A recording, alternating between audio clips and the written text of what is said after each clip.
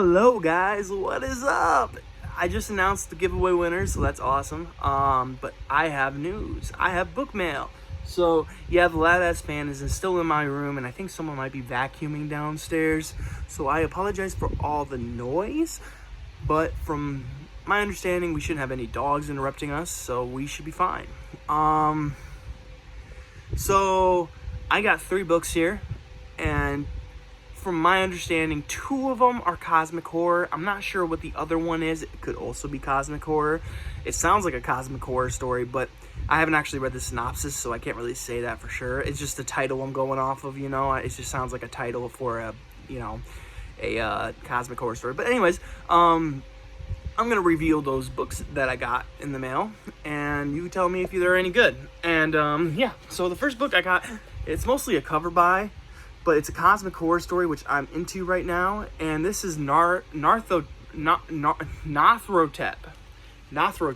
by William H. Nelson.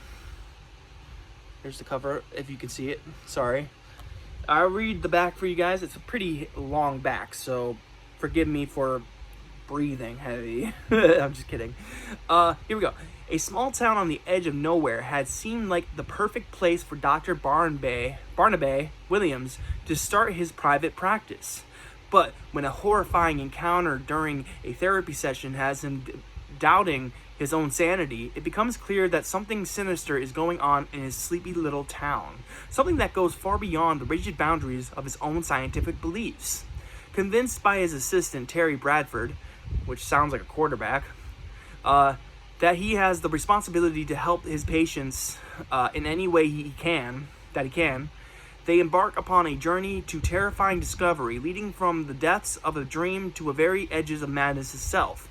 However, as they fight to keep the madness from spreading, a malevolent presence works to advance its own hidden agenda. Growing more powerful by the hour, it will stop at nothing to succeed before they can unravel the mystery of its unholy desires. Will the fragile newborn bond between them be strong enough to help them overcome their individual demons before the darkness overwhelms them? Or will the gates of the monstrous cataract be flung wide open once more, allowing something unutterably evil to reclaim this planet for its age-old masters? I was like, unutterably. I never even heard of that word before. But anyways, this is Nathrotep by William H. Nelson. It just sounds very good. It looks very well put together. There's an acknowledgments page, but it starts with chapter 1. So, no, that's not what I was checking. I was checking to see what the page count was. Let's see here. This book goes to page... dang it, I cannot flip pages for the life of me. This goes to page 183, so it's a short book. But I'm excited to read that nevertheless. The next one I have is The Disassembled Man by John Bassoff. I hope I'm saying his name right. This one just has a very pretty cover to it. I like the cover a lot. And I have a few of John Bassoff's books, and I have a few of the art that comes from, like, this artist's cover work. I have a few more of their books, so not the cover artist books, but like I have other covers that the artist has done, books by other authors. So yeah, so I'm gonna read the back for you guys, and yeah, so here we go. Frankie Avicius is a hard-luck fellow with a sordid past.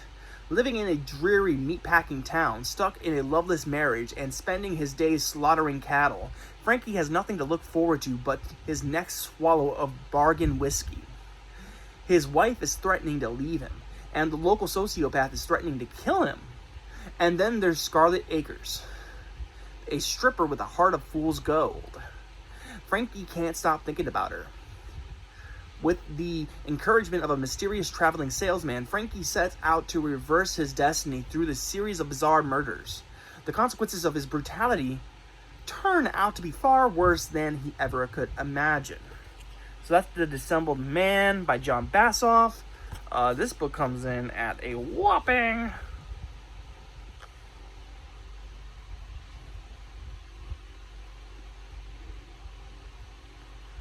225 pages. Sorry. So, yeah. Alright, so the next book we have, and the final book we have, is The Fisherman by John Langan. Now, I do own this on ebook, so don't tell my family. But, or not ebook, I own the Audible, the audiobook. But I really can't stand the narrator's voice. Nothing against the narrator and his voice. It's just putting me to sleep. So I needed to get the book itself. I'm hoping that the book doesn't put me to sleep. But it could be just the book. I don't know. But I had to try it because everyone talks so highly of this book. And wait a second. I didn't tell you who these books were by. The last book I read is by Down and Out Books. And then this one I think is self-published. Yeah, it's self-published. So, yeah. And then John Langan book is from Word Horde. So, yeah. So, The Fisherman, what is it about? Well, this is the other Cosmic Horror book I was talking about. Dissembled Man sounds like a Cosmic Horror, but I'm not sure. But anyways, what is The Fisherman about? Well, let's read the back, which is actually, this cover art, let's just take a second to appreciate this cover art. Man, it's so good. But even has a cool back. But I digress. Here we go. Here is The Fisherman's, a novel by John Langan. This is the synopsis. So here we go. In upstate New York, in the woods around Woodstock, Dutchman's Creek flows out of the Arshoken Reservoir. Steep-banked, fast-moving, it offers the promise of fine fishing and of something more, a possibility too fantastic to be true. When Abe and Dan, two widowers who have found solace in each other's company and shared a passion for fishing, hear rumors of the creek and what might be found there, the remedy of both their losses, they dismiss it as just another fish story. I read that weird. I'm sorry. Soon, though, the men find themselves drawn into a tale as deep and old as the reservoir. It's a tale of dark pacts, of long-buried secrets, and of a mysterious figure known as Der Fischer, the fisherman. It will bring Abe and Dan face to face with all that they have lost and with the price they must pay to regain it. Yeah, that sounds awesome. So, Fisherman, Disassembled Man, and Nathrotep. Which one am I most excited about? Well, I had the Disassembled Man by Jan Bassoff and the Fisherman by John Langan on my, wanting to buy list for a while now. I've just been putting it off because I wanted to give the audiobook a chance for the Fisherman, and I wanted to read a John Bassoff book before I bought more John Bassoff books. But I gave in. They both sound amazing, and I wanted to get them, so I wanted to read them. So I got them. And so those ones I'm not that excited for. It's just one of those books. Those two books are just books that I had to buy to put in my library to one day read them. It's not that I'm excited for them or anything like that. I mean, I am excited to read them eventually, but they're not something that I'm stoked to find and buy. You know what I'm saying? These have been on my wanting to buy list for a while, so the excitedness, the excitability, I don't know. But the excitement for them have died down a little bit, and yeah, so when I say this is the book I'm most looking forward to in this pile, it doesn't mean it's going to be the best book or anything like that. It's just one of the books that I'm very excited to find, and I can't wait to read. Now, I don't know if the cover, I don't know who did the cover art. I don't even know if it's if he didn't just rip it off of some random website or something, like images, Google Images. So I'm not even sure if... Oh, Infinite Words Publishing. That's what the publisher was. So it has a publishing company. So they probably do have... I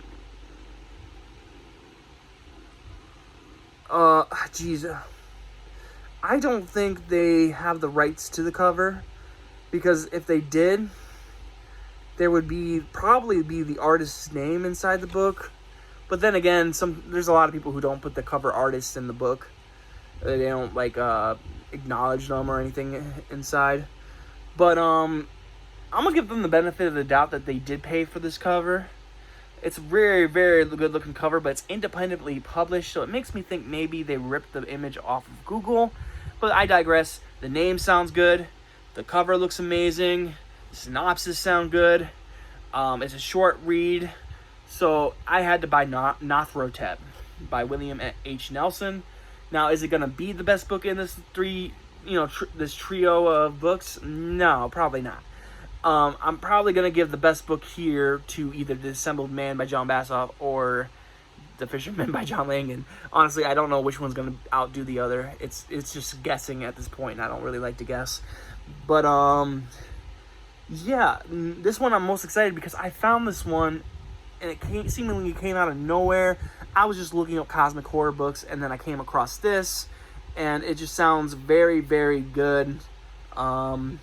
I don't know why there's, like, mealworms on the back of the book, but I'm sure if I read it, I'll learn more about it. For all I know, those aren't even mealworms, but, anyways, it looks so good. It reminds me of that one cosmic horror monster in H.P. Lovecraft's story, Nyarlathotep or something like that. Nyarlathotep, is that it? I don't know. Or Nyarlathotep, or I don't know how to say that name. But, Nyarlathotep is probably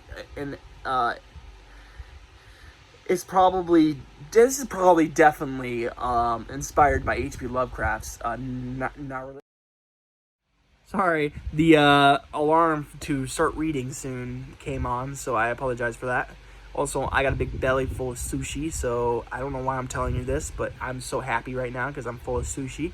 I love sushi. We actually tried new sushi, but my mom did not know that I don't like cream cheese. So unfortunately, I tried one. I just don't like cream cheese. So it was like salmon, cream cheese, and asparagus. And it sounds good on paper, but I don't like cream cheese. So if they would have put something else instead of cream cheese in there, it would have been good. But I digress. I don't even know what it's called, but I eat the California rolls. I know, I'm so basic.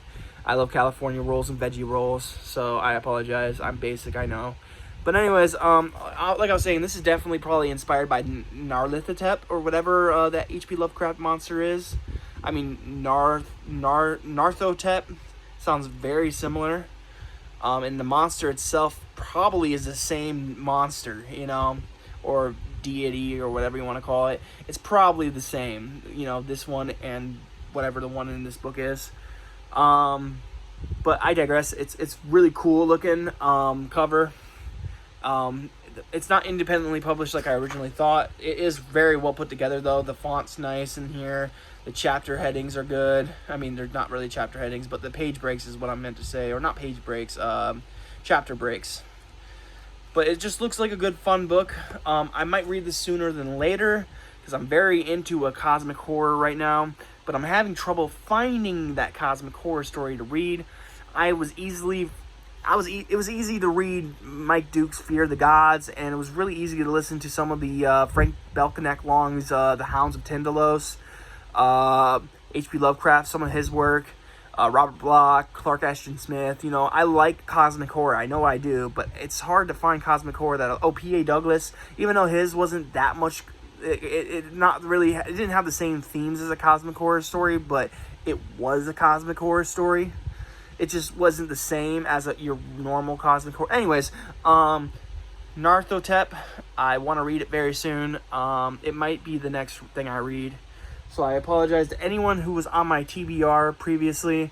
The TBR it was given a left hook and a right hook, and it doesn't know where it is at now. So I'm looking for my TBR soon. I have the, metaphorically speaking, because I have all the books in my bookshelf over there. I have Semionymous by Rob Shepard and Lady of the Lake by Jesse D'Angelo. I really want to read those soon. I'm just not in the mood for them at the moment. I'm in the mood for cosmic horror, which is unfortunate because it comes and goes. After this cosmic horror phase goes away, I'm probably going to jump into one of those two books as I mentioned. I also want to start The Buzzard Zone by Stephen King. Oh my gosh, but The Buzzard Zone by Ronald Kelly soon, because it sounds amazing, and honestly, I need more Ronald Kelly in my life. So yeah, but Narthotep, William H. Nelson, sounds very good to me. I cannot wait to start it. In fact, I might just start it today. I'll be honest, the Lovecraft Legacies, that anthology that I'm currently reading, the first story is boring me to death. It's got so many, it's like it's your classic H.P. Lovecraft, story, I guess, but it's just takes that trope where they use all these big words and convoluted ways of saying things that no one speaks that way, but yet here it is in storytelling format. That's what the part of cosmic horror I'm not a big fan of, when they just try to do fanciful things and stuff like that. I like the themes of cosmic horror. I don't like cosmic horror's like tropes, if you know what I mean. Well, I do like some of the tropes, but I don't like that specific trope of using all these complicated words and making people speak weird. No one speaks like that. Maybe they did in the 20s, but no one speaks like that anymore. No one can read what you're writing, So anyways, I digress. The first story is just not for me. The next story, though, is Ray Garton. So if I'm either going to skip this first story in Lovecraft's Legacy, or I'm going to finish it and then move on to Ray Garton's maybe.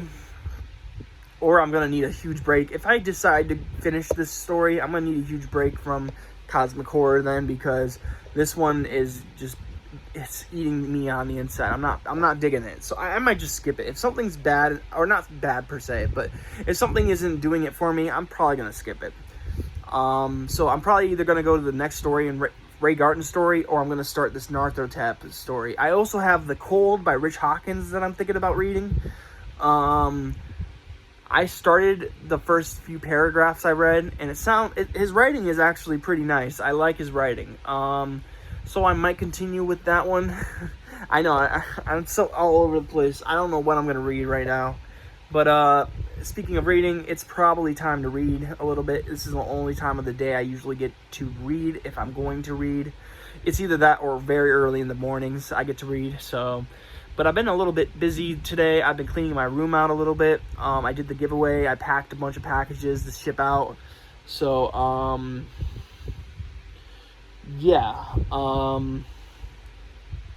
my room's still a mess, don't get me wrong. I need to get my laundry basket and start laundry soon. Because that's the biggest thing. I have laundry to do, and then I'll fold it all, put it away, and it's going to be a lot cleaner in this room. It's just, I have a lot of books, that's my problem. So I got to start packing them up soon, but I have so many signed books I need to keep in good condition. I have Coming of Age shelf, which is very important to me. I should probably make a shelf for cosmic horror, but I haven't yet. Sorry, I'm thinking about all this stuff I need to do. This has nothing to do with you guys. But, I forgot what I went on a tangent. I don't even remember what I was talking about. But, I did a lot today. And, a lot more than usual, that is, per se, or whatever. I cannot talk today. But, I have to read soon. And I have to get off this video, so I apologize. Well, this has been book mail number 142, I think. So, we're almost to 150 episodes of book mail. Can you believe that? I think that's nuts, I never thought I'd make this many book mail videos, I thought I'd be done with book mail videos by now. I used to do writing vlogs. Remember those guys? That was fun back when I thought I was an author tuber. But I like to separate my author stuff from my booktube stuff. And at least that's what I've learned. But I will give you some news for my writing. I'm currently working on a short story called Blood Sap. And Blood Sap is a story I'm writing for an anthology from Macabre Ladies, Inc. You don't have to be a lady in order to submit to them, I learned. So, yeah, I'm thinking about submitting to their anthology called Dark Nature. Basically, it's about like Mother Nature or Gaia or Lady Gaia or whatever it's called. Basically, she comes back and gets revenge in some way, shape, or form.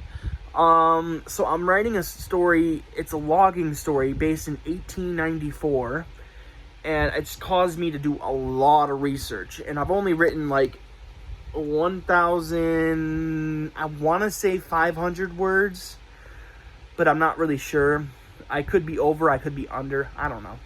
But it's around 1,500 words, or yeah, 1,500 words. And it's going very well so far. I'm really digging the story. I'm having fun with it. I'm designing this story. Basically, there's going to be more than two characters, but it's really based on two characters. Like, the other characters will be mentioned, but honestly, it's about two characters. It's about Roy Hackney, and it's about not Norman. I changed the name. Willie Tetlow. I changed Norman because I realized the parables are not parables. Norman Tetlow and Norman Bates sound very similar, so I didn't want to confuse the reader. So I decided to go with Willie Tetlow, which I had to look up, and Willie was a common name back then. So yeah, you would think they would just go by Will, but no, they call him Willie. And Willie Tetlow is just a big hulking dude, like Paul Bunyan type, but he has the passiveness, or not passiveness, he's like a pacifist, if you want. He's not aggressive, he doesn't, get in people's faces or anything like that, but he's bullied a lot, and it's starting to get to him. So that's where I am right now in my story. I'm thinking about writing, the story's called Blood Sap, so you kind of know what's going to happen. There's going to be blood sap involved, and I think that's cool. I cannot wait to write it and read it and edit and do all this other stuff with it. Am I going to make it in time for the anthology's deadline? Probably not. So, if I can't make it past the deadline, or if I go over the deadline, then I'm probably going to release this in Gray Matter 2. I think it's probably going to be longer than what the people at Macabre Ladies Inc. are looking for. It's probably going to be a novelette, so it will probably go in Gray Matter 2. Gray Matter 2, it needs one more story, to be honest with you. And I think this Blood Sap story would be perfect for the anthology. It gives you a little bit it shakes things up a little bit.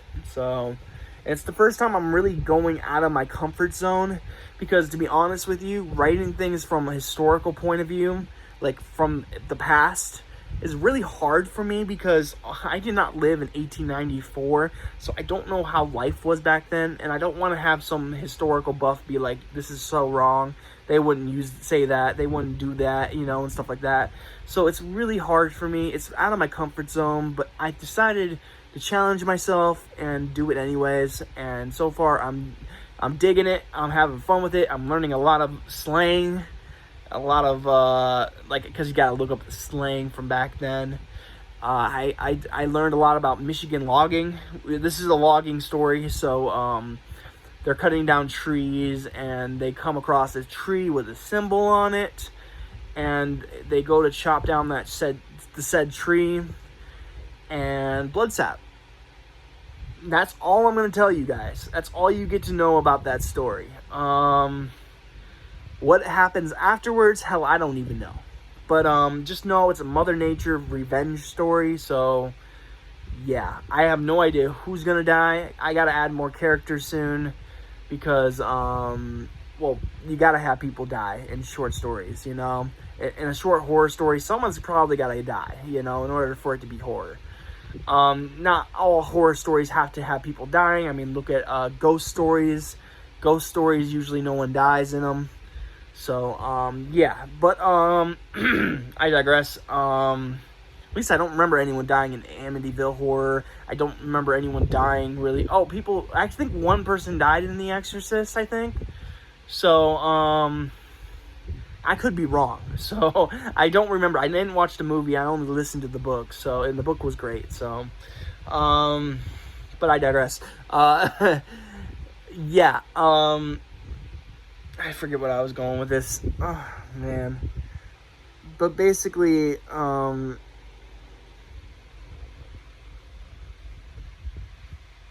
have no idea how this all refers to cosmic horror, but I feel like I was going somewhere with this.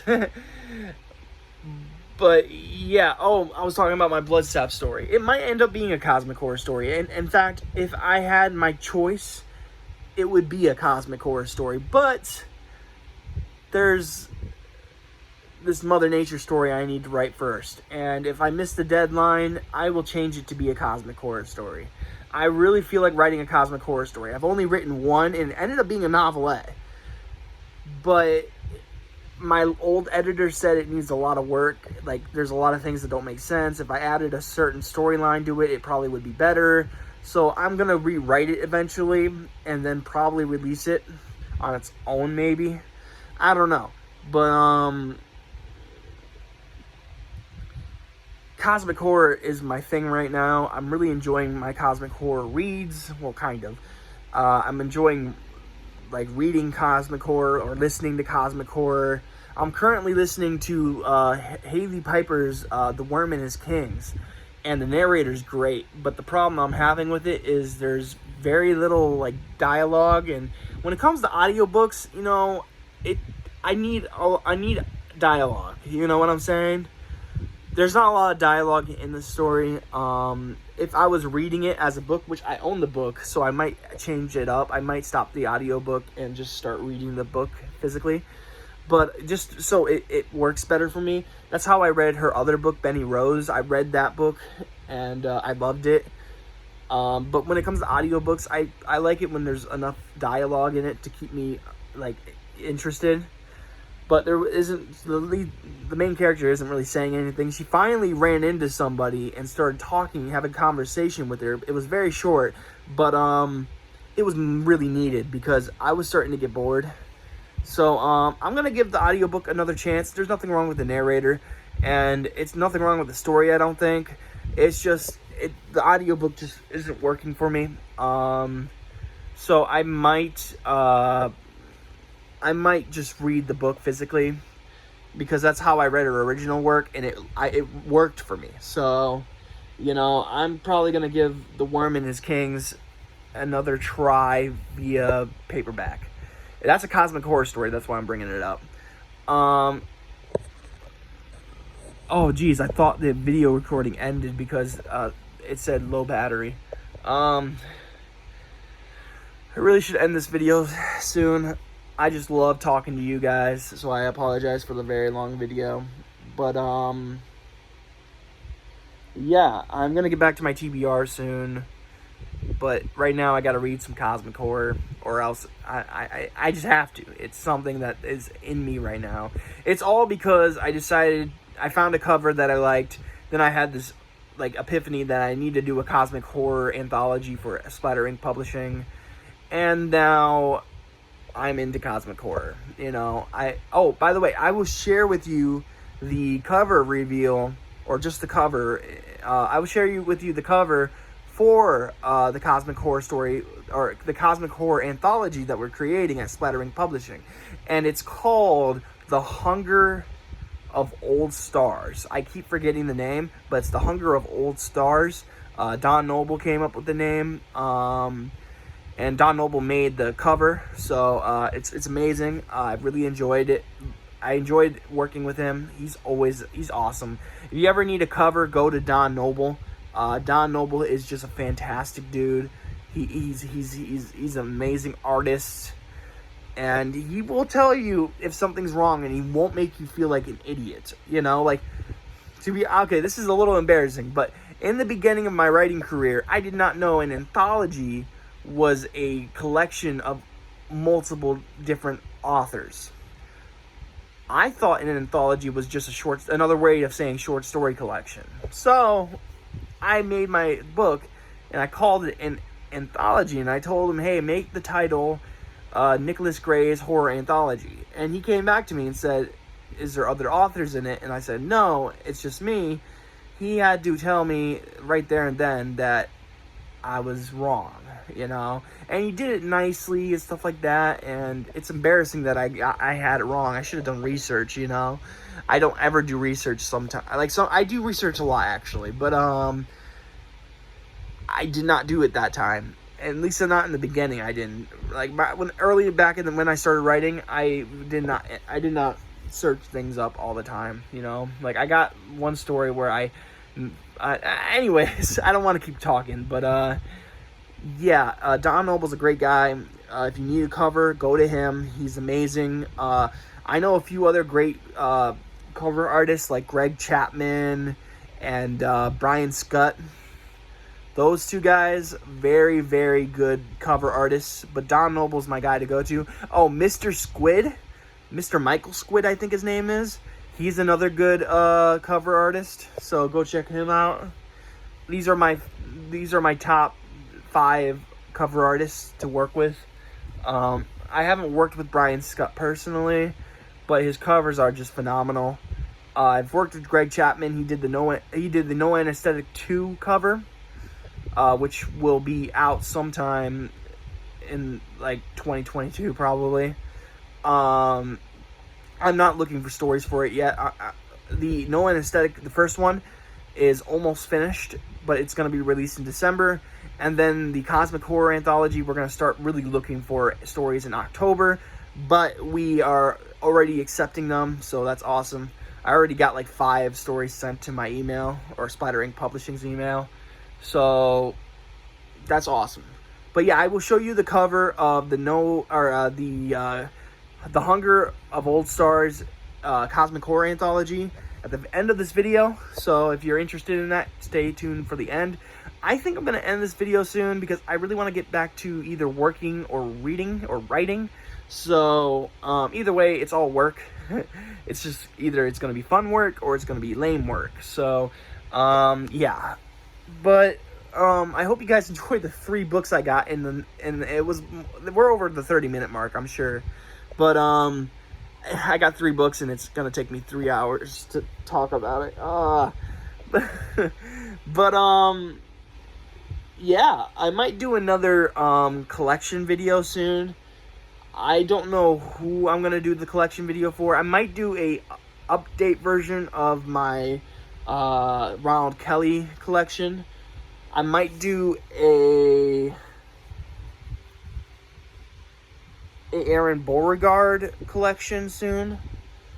I don't think I did an Aaron Beauregard collection yet, so I'm gonna do that. I'm also gonna probably do a Wrath James White collection video soon. I don't really have a lot of Wrath James White, but I want to shout him out anyways because he's awesome. Oh, and also Andre Duza is probably someone I want to do. But when I say someone I want to do, I mean he's a handsome dude. Don't get me wrong, but like I want to read his. I want to do a collection for him. I don't get it don't misconstrue what I said. But anyways, I gotta go. I gotta go. If you're watching this and you are wondering who won the giveaway for the 2 boxes I gave away, check out my last video. It's the congrats to the winners.